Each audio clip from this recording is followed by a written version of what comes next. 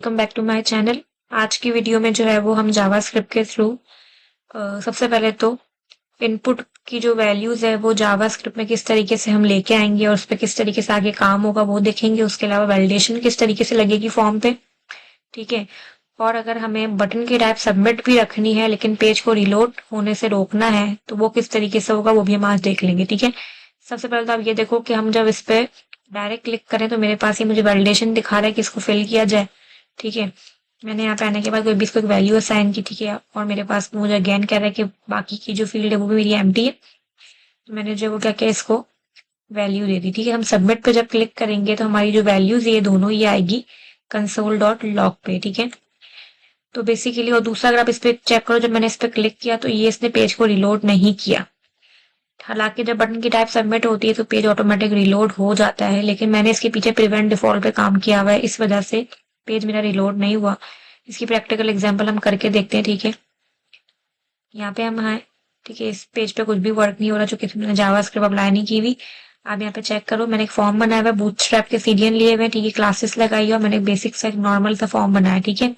Form मैंने किस तरीके से बनाया अगर आपको थोड़ा देखना है, फॉर्म को मैंने एक आईडी दी हुई है, इस आईडी की मदद से हम काम करेंगे आगे, ठीक है। इनपुट बनाया मैंने, इनपुट को मैंने आप आईडी दी हुई है नेम। दूसरा इनपुट बनाया मैंने, उसको आईडी दी है ईमेल। बटन की टाइप मैंने क्या रखी है, सबमिट रखी है। और बस इतना ही मेरा जो है फॉर्म है, ठीक है। अब हम जावास्क्रिप्ट पे काम करेंगे। तो हम यहाँ पे आते हैं नीचे, स्क्रिप्ट के जो हम टैग है वो ओपन करेंगे, ठीक है। सबसे पहले हम क्या करेंगे, फॉर्म की जो आईडी है उसको हम गेट करेंगे किसी भी वेरिएबल के अंदर। तो मैंने एक वेरिएबल बना लिया, किसी भी नाम का आप बना सकते हो, ये आपकी मर्जी है। और उसके अंदर मैंने गेट एलिमेंट बाय आईडी करके, गेट एलिमेंट बाय आईडी क्या है आपको पता है, ये डॉम मैनिपुलेशन में आता है, ठीक है। अच्छा, ये मैंने आईडी गेट कर ली, ठीक है। इसको मैंने यहाँ पे क्लोज कर दिया, ठीक है। ये मेरा फॉर्म का एक वेरिएबल है, आपकी मर्जी से हो सकता है, इसको हम कॉपी करेंगे, ठीक है। मैंने इस पे ऐड इवेंट लिसनर लगाया, मैंने कहा जब भी फॉर्म सबमिट हो, फॉर्म जब भी सबमिट हो फंक्शन चले। फंक्शन में मैंने एक पैरामीटर अपनी मर्जी से असाइन किया इवेंट के नाम का, आपकी मर्जी कोई भी आप जो है वो असाइन कर सकते हो, ठीक है।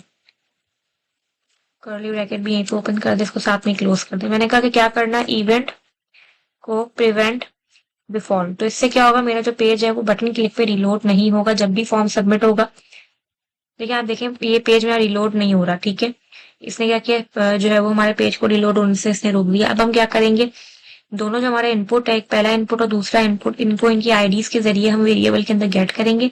आपको आईडी याद रखनी है, ठीक है, नेम और ईमेल। यहाँ नीचे आएंगे हम, ठीक है।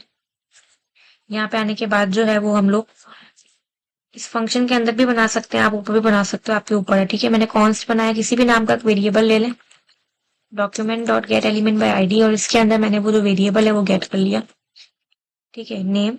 और मैंने कहा डॉट वैल्यू, और ट्रिम का फंक्शन लगा दे। ट्रिम के फंक्शन से क्या होगा, अगर हम लेट सपोज यहाँ पे नेम लिखते हैं कुछ भी और स्पेस देके उसका जो है वो लास्ट नेम भी लिखते हैं, फर्स्ट नेम और लास्ट नेम दोनों लिखते हैं, तो जो स्पेस आएगी बीच में उसको वो ट्रिम कर देगा, हटा देगा, ठीक है। तो ट्रिम के फंक्शन से बेसिकली क्या होगा, जो एक्स्ट्रा स्पेसिस होती है वो खत्म हो जाती है। सेम यही काम जो है मुझे ईमेल के लिए भी करना है, तो मैंने यहाँ पे आने के बाद एक वेरिएबल बनाया, ठीक है। और इसके अंदर मैंने आईडी गेट कर ली जो मैंने ऊपर इनपुट को दी हुई है, ठीक है। इसको भी सेम उस तरह ये ट्रिम कर देगा, ठीक है। अब मैंने क्या कहा, मैं इसमें किसी का नाम लिखूंगी और किसी का भी ईमेल लिखूंगी, तो वो आईडी की मदद से जो मैंने नेम और ईमेल लिखा है वो इन वेरिएबल्स में ऑटोमेटिक आ जाएगा, ठीक है। मैंने कहा जो भी नाम और ईमेल आई है वो मुझे कंसोल डॉट लॉग पे पहले आप नाम प्रिंट करवा देना। मैंने कहा लिखा हुआ आए नेम, ठीक है।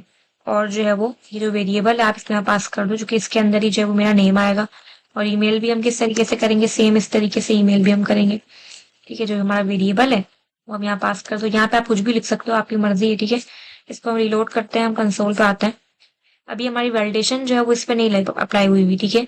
हम क्लिक भी करेंगे तो अभी फिलहाल वो काम नहीं करेगा, ये नल प्रिंट कर रहा है, उस पर भी हमें काम करना बाकी है। लेकिन मैं यहाँ पे आने के बाद अगर इसको कोई भी वैल्यू असाइन करूँ,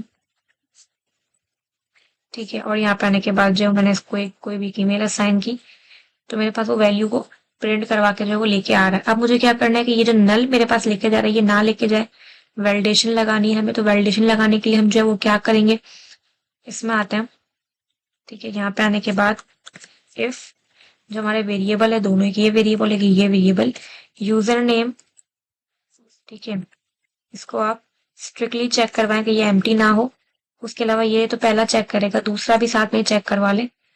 और ऑपरेटर लगा, ठीक है, ये मेरा और ऑपरेटर हो गया, ये और ऑपरेटर है। ठीक है, इससे क्या होगा, वो दोनों को चेक करेगा। ठीक है, अगर ये खाली है, दोनों जो हमारे बॉक्सेस हैं वो एम्प्टी है अगर, तो आप हमें जो है वो अलर्ट में लाकर दिखा देना, प्लीज फिल द फील्ड्स। ठीक है, वरना आप क्या करना, वरना आप जो है वो कंसोल में प्रिंट करवा देना।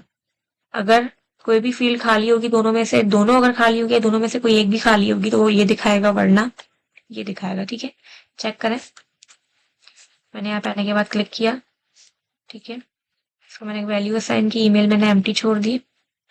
ठीक है, उसके अलावा मैंने यहाँ पे आने के बाद ये किया। ठीक है, कंसोल भी हम साथ में ही ओपन कर लेते हैं।